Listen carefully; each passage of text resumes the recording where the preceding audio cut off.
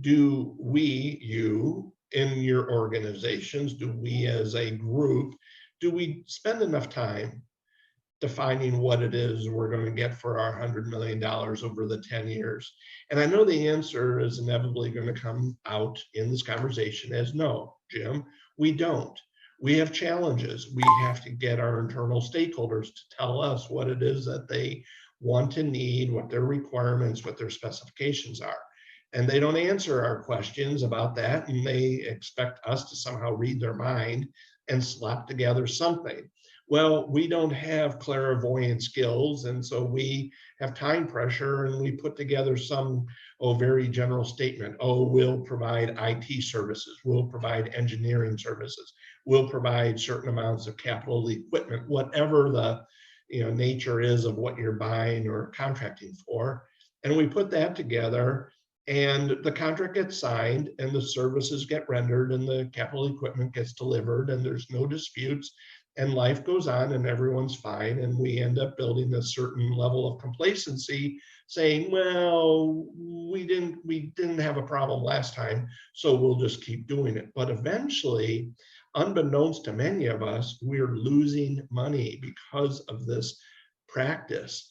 And we have to make sure that as we put together our scopes of work and our service level agreements, that we are crafting these documents in a way that allows us to capture the maximum value for money that we are putting in front of our suppliers and contractors. We need them to help mitigate risk. We can't do it ourselves. We can't just allocate risk to them. We can't just keep spending money on a regular basis without understanding what we're getting for it. We need, in our relationships with suppliers, more innovation, more collaboration, higher levels of trust. And without having at least some clarity in our SOWs and SLAs, that trust level will never really fully elevate.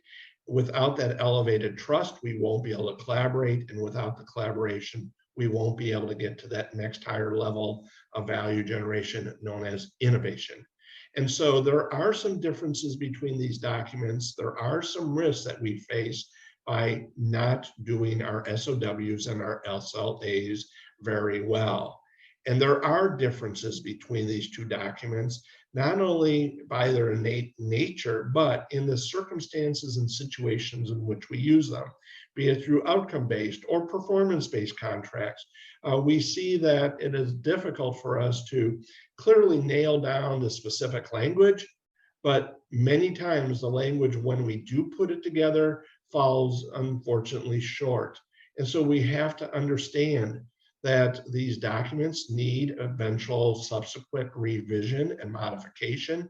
And eventually, over time, the underlying deal or transaction that these documents are to describe, they too will evolve and change.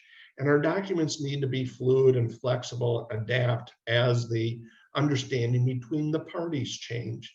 And so as one project, one potential opportunity shifts and evolves from what I'll call a resource deal to a results deal, we need to make sure that the SOWs and the SLAs will modify with.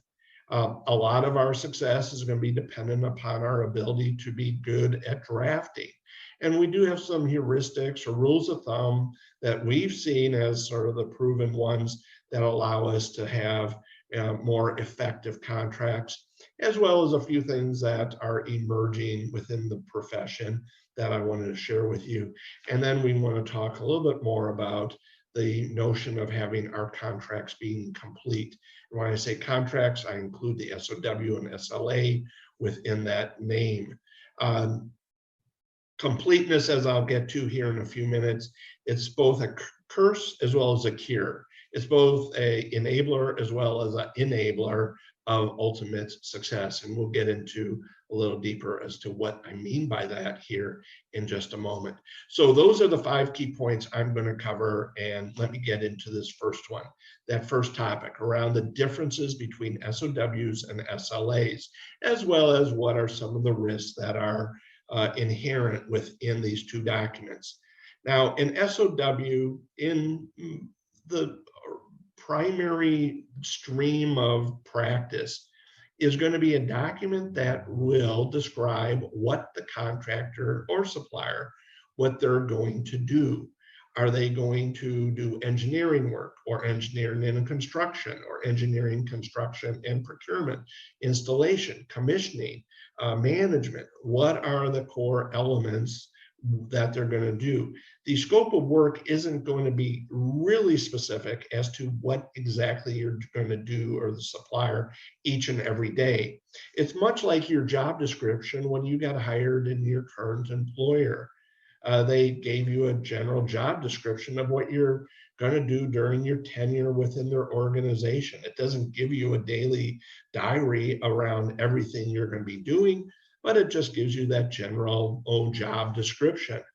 When we get to the service level agreement, this is very similar to what we would do on an annual basis in our own employment, where we say to our management, here's what I plan on getting accomplished this year.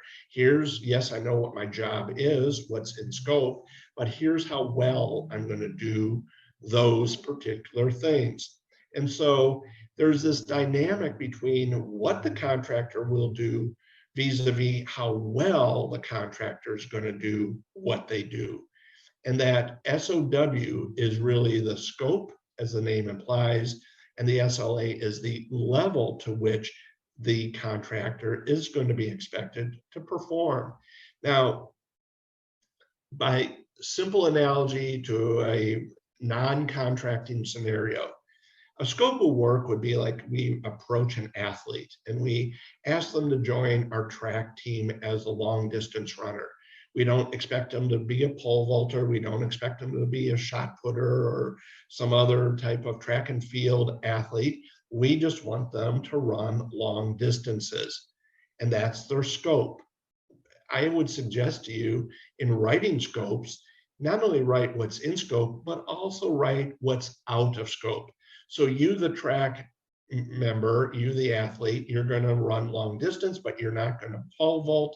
You're not going to do hurdles or any of these other activities. We just want you as that long distance runner. Now, the service level agreement is going to say how well they will do their job. In other words, you're, as that track star, are going to run quicker, faster than the competition. Inevitably implicit in that is that you're going to win some races, but we just want you to run as fast as possible, faster than the competition. And we don't know yet exactly how fast that needs to be, because we don't always know what the competition on the track is going to be like. And so we have some open-endedness as to really clearly defining how well they're going to be performing their job. And so we want to make sure that there still is going to be a measure of success.